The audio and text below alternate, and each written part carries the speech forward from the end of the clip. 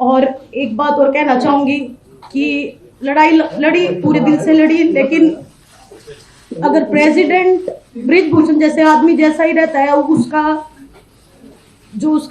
बिल्कुल सहयोगी है, उसका बिजनेस पार्टनर है, वो अगर इस फेडरेशन में रहेगा तो मैं अपनी कुश्ती को त्यागती हूँ और मैं आज के बाद कभी भी आपको वहां नहीं दिखूंगा।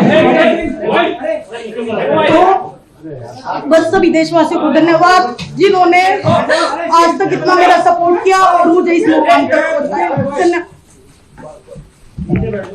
नमस्कार दोस्तों, आईएनसी टीवी पर आपका स्वागत है। मैं हूं भूपेंद्र नारायण सिंह। कोलोन जर्मनी का एक प्रमुख शहर है। 1930 और 40 के दशक में जर्मन तानाशाह एडोल्फ हिटलर की सीक्रेट पुलिस का दफ्तर यहां हुआ करता था। यहां लोगों को कैद कर यातनाएं दी जाती थीं और ज्यादातर को कत्ल कर दिया गया। इस सीक्रेट पुलिस को गेस्टापो कहा जाता था। आज यह एक म्यूजियम है और जब आप यहां जाएंगे तो इस सेंटर में कई संदेश लिखे हैं जर्मन भाषा में और उसका ट्रांसलेशन इंग्लिश में भी किया गया है। लिखने वाले उस वक्त के बंदी थे। एक संदेश में इन दीवारों पर लिखा गया कि 15 साल के एक लड़के को इसलिए कैद किया गया क्योंकि उसके पास हिटलर के विरोध की किताबें थीं। पुलिस ने उसे पकड़ा, बेरहमी से पीटा, लेकिन वह हिटलर की पुलिस के आगे नहीं टूटा और उसने मरने से पहले माँ बच्चे के रिश्ते की जो कहानी इन दीवारों पर लिख दी, वह एक इतिहास बन गया।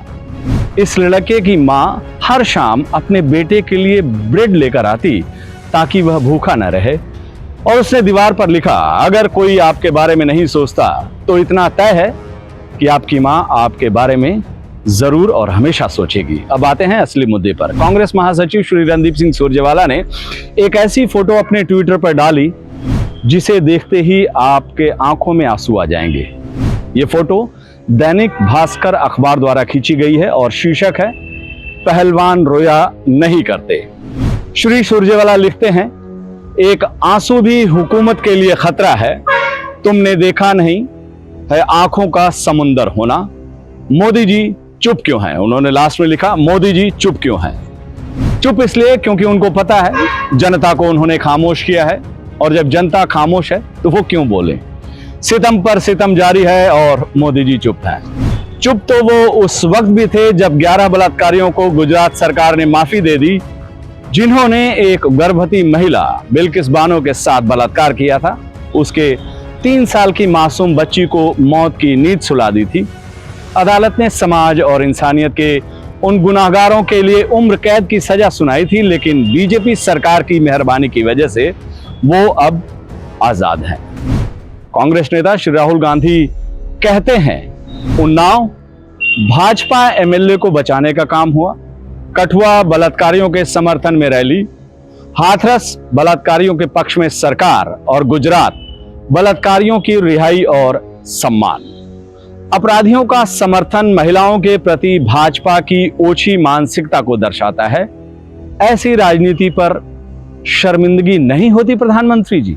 ये उन्होंने कुछ दिन पहले लिखा था। वापस फिर मुद्दे पे आते हैं। हरियाणा की बेटियां न्याय मांग रही हैं। न्याय उससे मांग रही हैं जो प्रधानमंत्री का करीबी सांसद आरोपी है। नाम है ब्रजभूषण, भाजपा के सांसद, कुश्ती संघ के अध्यक्ष। खिलाड़ियों पर यौन शोषण का आरोप, और प्रधानमंत्री जी चुप हैं। हफीज मेरठी ने कहा है, अंधों बहरों की नगरी में यूं कौन तवज्जो करता है, माहौल सुनेगा देखेगा जिस वक्त बजेंगी जंजीरें।